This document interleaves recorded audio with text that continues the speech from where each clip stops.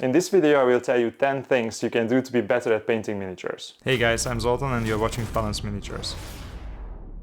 Many of us spend hours and hours of our precious free time painting miniatures. And while you don't have to become Sergio Calvo to enjoy the hobby, I always thought that if I spend so much time doing it, I might as well try to become good at it. And as you can probably tell from my latest projects on the channel, lately I've really put a lot of thought and effort into becoming better at painting. And the interesting thing is that not only am I improving, this has also made me enjoy the hobby even more. After all, putting effort into something and seeing the result of that effort realized is really fun. But the question is, how should one become better at painting tiny grimdark plastic soldiers? So let's take a look at the top 10 things I am doing, and maybe some of you guys can benefit from some of these as well. So starting with number 1, get out of your comfort zone and try out new techniques. Most people starting out in the hobby end up following the heavy metal painting style you see in official Games Workshop videos, or as a more recent development they might skip even that and start painting with only contrast paints and never try out anything else. These are perfectly fine techniques to use, but they are also very specific and limited in what you can achieve with them, and pretty soon you might find that you are stuck doing the same thing over and over again. Base coat, wash, layer up, edge highlight, sounds familiar? It can be a great starting point, but if you want to become a better painter, you should try out different techniques and painting styles. If you do, you might realize that you actually really like painting with super vibrant colors, with volumetric highlights and high contrast, or you prefer your minis to be grim, dark and covered in oil washes. Until you try, you will never know, and every new technique will widen your understanding of painting, teaching you things that you can also use in your old, already known styles. So next time you sit down, maybe try to do some volumetric highlights on your mini if you have only done edge highlights before. Maybe try using oil washes or get a cheap airbrush and see what it can do. If you have only used contrast so far, try some layering with normal acrylics, maybe on some small element of the model and see how you like it. If you have never used fluorescent paints before, why not try them maybe for some glow effects? Or just jump headfirst into painting some non-metallics and I'll guarantee you will become a better painter after a couple of tries, not even kidding. Number 2, paint different things like armor, faces, fur, different armies, stuff like that. It doesn't really matter if you try a ton of different techniques and styles if you only ever paint Space Marines. And because you are a clever lad, you always paint them with their helmets on, right? Because that is the realistic choice and definitely not because you are terrified to mess up the faces. And if you're one of these people, and I know you are out there, then you might become an expert in painting armor, but what about everything else? Instead of always painting the familiar, try to paint something new. Do a couple of faces and next time you don't have to cover them up with a helmet. Paint something with a lot of exposed skin, and no, I didn't mean those Death Kingdom monster minis. I was talking about a handsome Trogot or maybe a nice Quig or an Orc, but to each his own, I guess. Try to paint some hair on a pretty horse, or some feathers on a Pegasus, or why not a couple of swords and hammers? There are plenty of those swinging around in Warhammer land anyway. Painting new materials and effects will make you a more versatile painter, and these are transferable skills between armies and factions. If you know how to paint some nice organic skin on an orc, you also know how to paint the skin of a giant bat that thinks it's a beautiful white steed. Number 3, develop your repertoire of favorite recipes and always be on the lookout for new ones. When I started out painting, I was obsessed with finding recipes for certain colors or effects and trying them out. But since then I realized that a recipe is more than just the paints that are being used. You have to also understand why they are being used. But having some default methods to paint certain things is still super useful, and some I learned from others, some I figured out for myself, but they give me the confidence that I know at least one good way to paint a certain thing and I can just go from there. This allows me to look at a mini and decide that some things I will just paint with my tried and true method and some others I will experiment on and do something entirely new. If the model has only a couple of small metal elements, I can use a non-metallic metal that I could do in my sleep, while I can focus on doing something new and fancy on, let's say, the skin or the leather elements that are much more prominent on the model. And this eases the analysis paralysis we probably all know when we look at a new model and try to figure out what colors and what techniques to use on various parts of it. You don't have to worry about every single thing on the model, you can concentrate your creativity on some specific parts of it. The more of these default recipes you know, the better combinations you can come up with, but you should always strive to try at least one new thing on every model.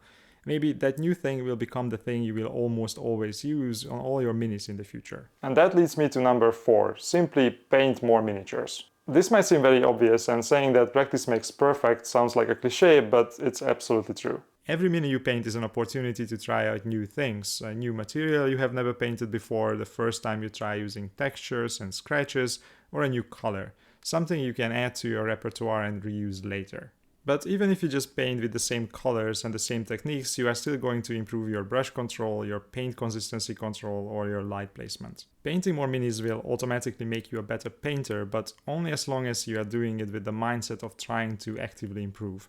If you paint the same 3 colors on Space Marine Battle Brother number 176 without even paying attention, it probably won't help much. Number 5, copy someone else's paint job. And that might sound like I'm encouraging you to steal something, but believe me, that is not my intention. In one of the earlier points, I mentioned analysis paralysis, and that is definitely a major issue when it comes to mini painting because there are so many different things to consider and skills to use. Creating a good paint job requires you to understand a lot of things like blending techniques, composition, colors, light placements, and a lot of other stuff. But all of that won't help you if you don't know how to thin your paints and you haven't practiced your brush control. So instead of worrying about all of that, take a paint job from someone better than you and try to replicate it. That person has already made a lot of the choices for you. The colors were already chosen, the lights and shadows placed, effects, transfers, freehands, basing, all done. Now you can concentrate on all the other things you need to do to try to imitate that paint job and improve. The most basic way to do this is to try to copy the box art of the mini you are painting, like me trying to imitate Angel Giraldes here and failing of course since he's a much better painter. But if you do this enough, you will start to see why those choices were made and get better at the techniques you need to apply them. Once you are confident in imitating those styles, you can stop with the pure imitation and start to add your own flavor in there as well. Think of it as having training wheels on a bike. At first you need them to not fall over, but before you know it, you stop relying on them and you can start to ride without them. And most people will probably feel flattered that you chose their work as your inspiration. Imitation is the sincerest form of flattery after all. Just don't try to claim that yours was the original, of course. Number 6, learn from people who are better than you. This is kind of building on the previous point. Copying somebody else's paint job is a great way to learn something. The problem is that from the end result, it's not always obvious how they achieved it or what the thinking process was behind it. But these days we have so many opportunities to learn right at our fingertips. Obviously, there are a ton of YouTube videos out there. You are watching me waffling on in one right now, so this shouldn't come as a surprise.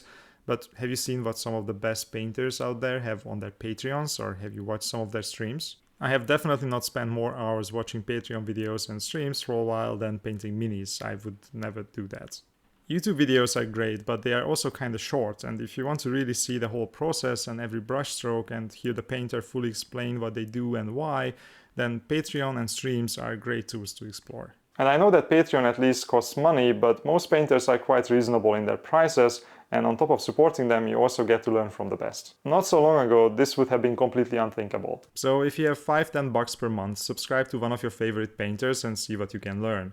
And maybe someday I'll start a Patreon as well, but for now I don't have any self-interest in the matter, so you can't even accuse me of having an agenda here. Number 7, take your time to actually learn some theory. Even if you don't like watching Patreon videos or hour-long streams of paint drying, you should at least get a basic theoretical understanding of what you are doing. If nothing else, find some materials on volumetric highlights and color theory, and you will immediately be able to use that knowledge in your painting. With some rudimentary understanding of the color wheel and complementary colors, you can make your minis way more striking and vibrant. Plus, you will understand why crazy people like me paint weird colors like purple and red in the shadows.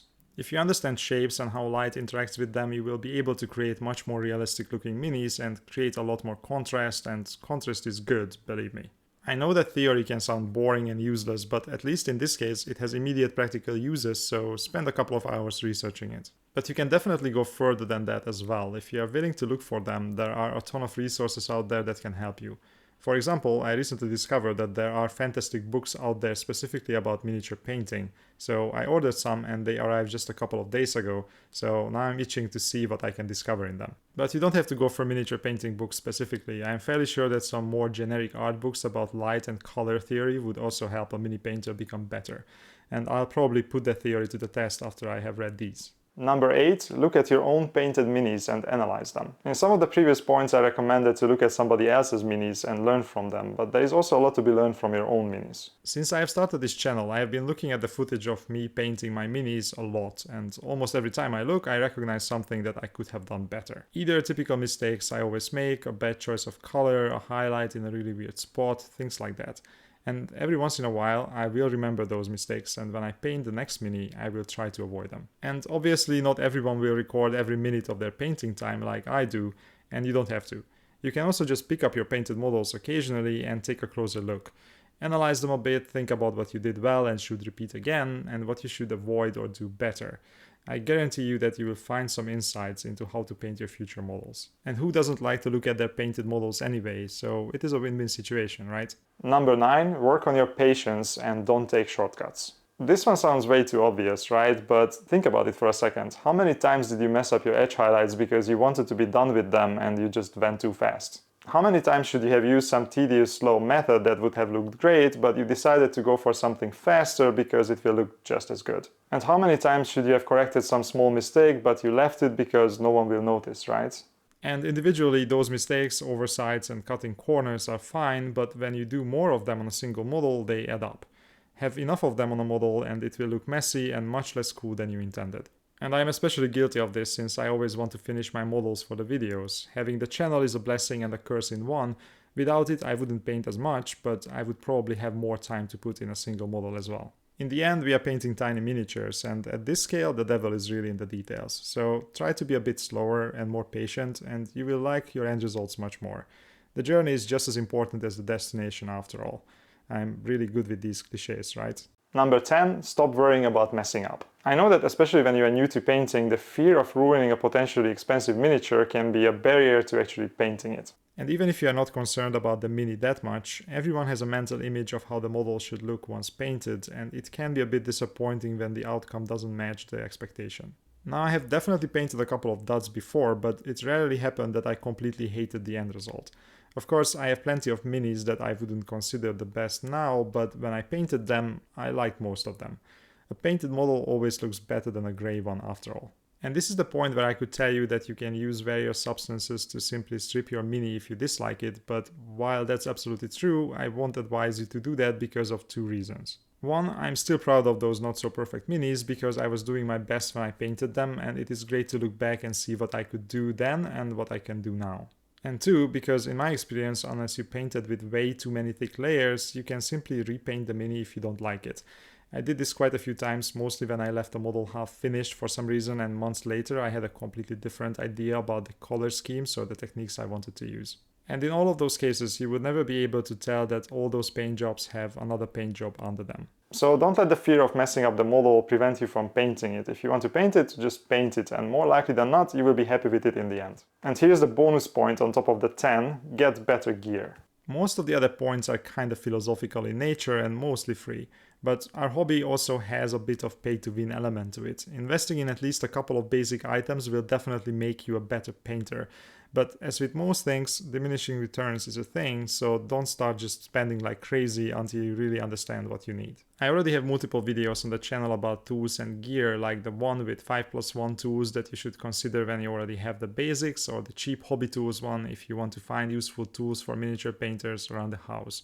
So check those out, I will link them in the description. But just to give you a short list, if you don't use a wet palette, some quality sable brushes, or a good miniature painting lamp, then adding either of those will immediately make you a better painter.